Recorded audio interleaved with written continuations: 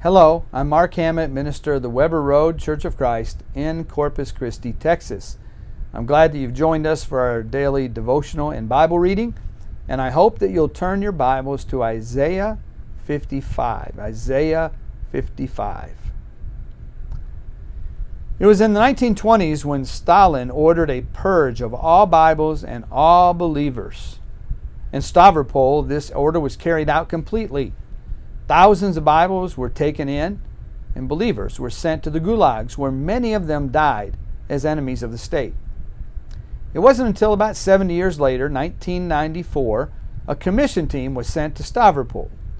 They did not know the history of the city, but when the team had difficulty getting Bibles shipped in from Moscow, someone mentioned that they knew a warehouse outside of town where the confiscated Bibles had been stored instead of being destroyed.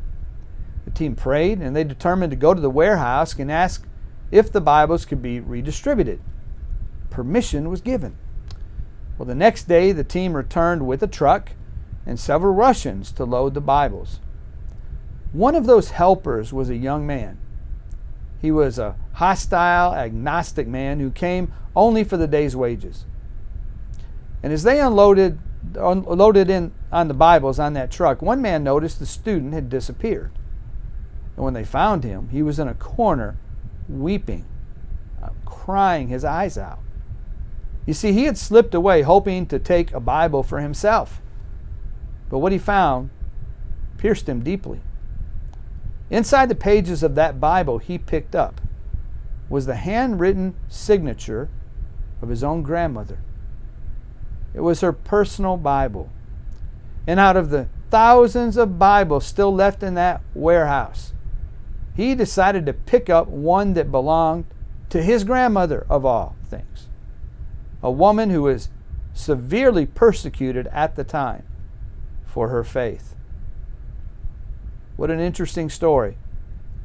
And you wonder if God had anything to do with that. I would say it was possibly through the providence of God that happened. I don't know the outcome of that. I don't know if the man ever obeyed the gospel, but I do know it can remind us just how precious our faith is, and how throughout this world there are those that are being severely persecuted, some even put to death for their faith in Jesus Christ as the Son of God. So don't take your faith for granted. Don't take worship for granted. Don't take Jesus Christ for granted. Remember that the precious faith that we have as children of God is definitely not only to help us to live a life that will eventually get us to heaven, but it's also a faith that we should have and share with others. Let's go ahead and read from Isaiah 55. Isaiah 55, and I hope that you've turned your Bibles there.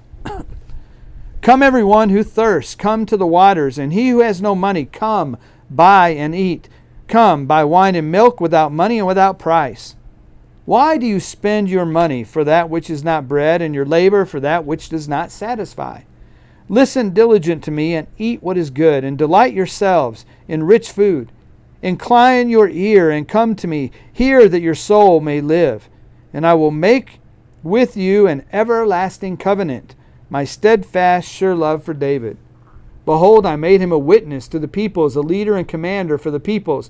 Behold, you shall call a nation that you do not know, and a nation that did not know you shall run to you, because of the Lord your God, and of the Holy One of Israel, for he has glorified you. Seek the Lord while he may be found. Call upon him while he is near. Let the wicked forsake his way, and the unrighteous man his thoughts. Let him return to the Lord, that he may have compassion on him, and to our God, for he will abundantly pardon. For my thoughts are not your thoughts, neither are your ways my ways, declares the Lord. For as the heavens are higher than the earth, so are my ways higher than your ways, and my thoughts than your thoughts. For as the rain and snow come down from heaven and do not return there, but water the earth, making it bring forth and sprout, giving seed to the sower and bread to the eater, so shall my word be that goes out from my mouth. It shall not return to me empty, but it shall accomplish that which I purpose, and shall succeed in the thing for which I sent it. For you shall go out in joy and be led forth in peace. And the mountains and hills before you shall break forth into singing, and all the trees of the field shall clap their hands. Instead of the thorn shall come up the cypress, instead of the briar shall come up the myrtle. And it shall make a name for the Lord, an everlasting sign that shall not be cut off. That chapter is full with many thoughts, and one of those thoughts that really is expressed there are God's ways, are magnificent and awesome in every way. And we are, you could say, who are we to ever question the mind and the plan and the purpose of God? I hope that you're encouraged by the message today, and may the Lord bless you richly as you seek to follow His will.